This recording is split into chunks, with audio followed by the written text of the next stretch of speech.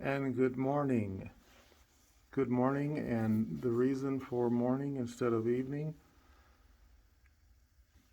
all through the night until the wee wees and now sun up, nonstop, no sleep,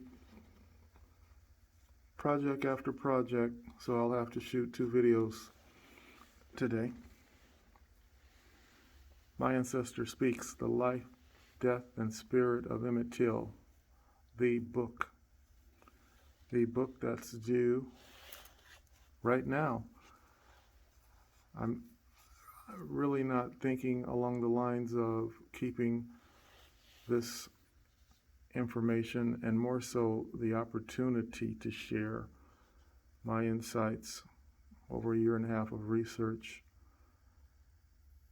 And July is the birth month of Emmett Till, so July has been a daily pleasure and honor to highlight the life and spirit of Emmett Till after death. We're covering chapter 4.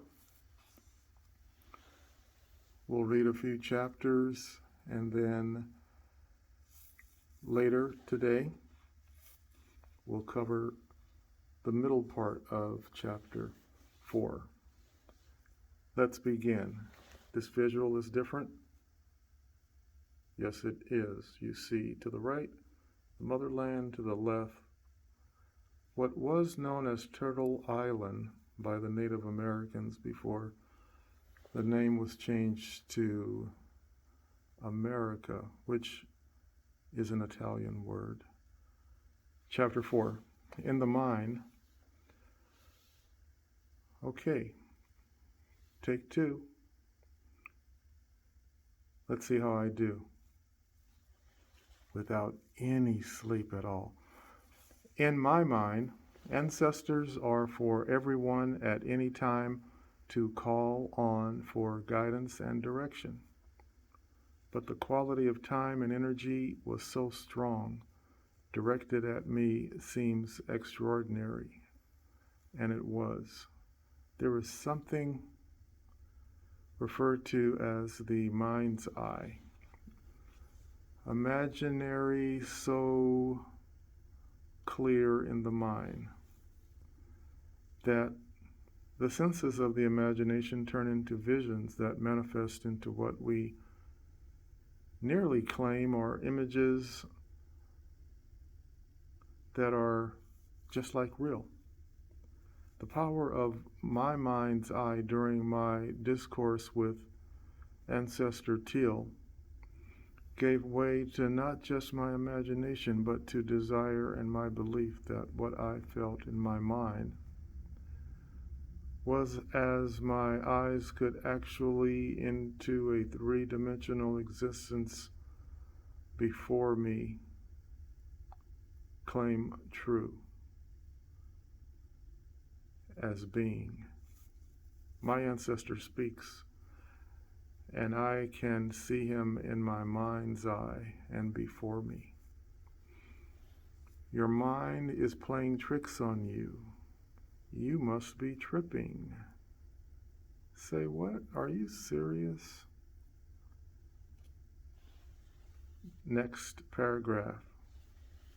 The mind's eye is reclusive, yet at our avail and triggered for our mind's presentation on levels that are kind of a combine of imagination and purposeful willing for more sensory perception, open to even the hallucinogenic recesses of the brain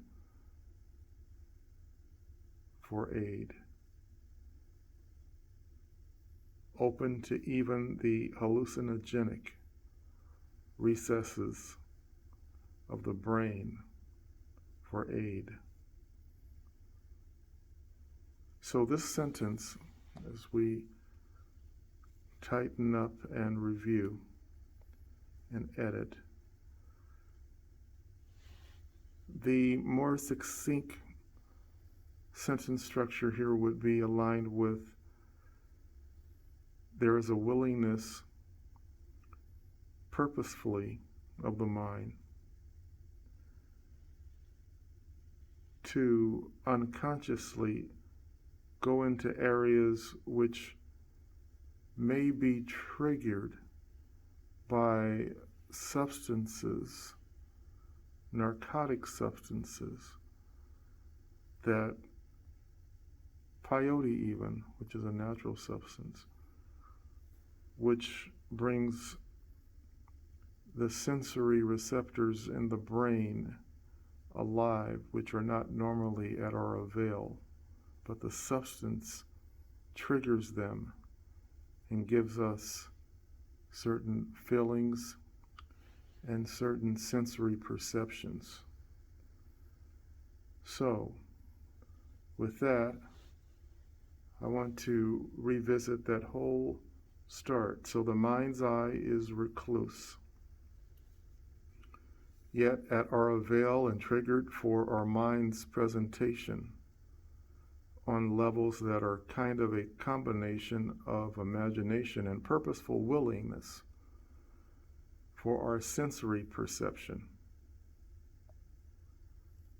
Our mind's eye even has the power to reach into the area of the brain hosting potential for hallucinogenic recesses to be stimulated, to perceive and then wonder and then to accept, not a charade nor folly for the believer, but an understanding in this context that my ancestor speaks. And I saw him too. Next paragraph.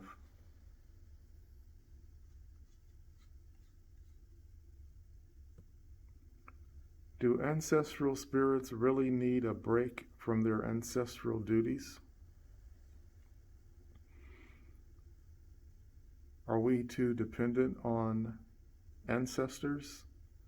I think they think not.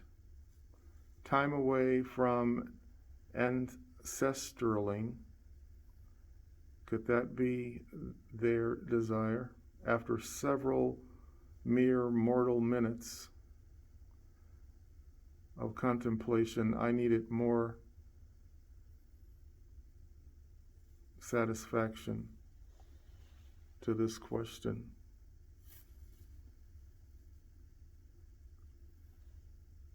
It was not as though I was working to conjure him up, like one would do for a fabled ghost. Emmett Till's presence came from inside of me. This degree of access, or this path to access Ancestor Till, seemed virtually effortless. I feel his presence and can hear him speaking and looking at me, a reflection. So, calling a timeout for my ancestors' sake was ridiculous.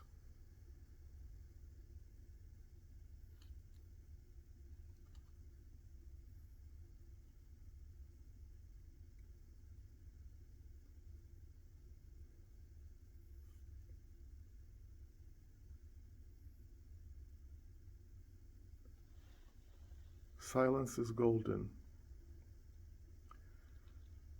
Let me continue. There was never separation between us. This is how a beloved ancestor works. First comes the appreciation, then the love, and then the experience of that appreciation and bond, forming the relationship. I needed to simply stay in the moment, hearing Ancestor Till calling to me. It was his ancestral spirit that was also getting relief from his recite of the events leading to his final hour. Long time no see for this sentence. Let me look at this again. It was his ancestral spirit that was also getting relief from his recite of the events leading to his final hour. Okay, I'm stopping there, and I'm going to tell you where I'm going with this chapter and also another chapter, not to give away the entire book, but there are paragraphs in this book, and there's a big surprise at the end, and they deal with the next degree of interfacing with an ancestral spirit. Beyond all of what you're interpreting here, it goes even deeper into a relationship.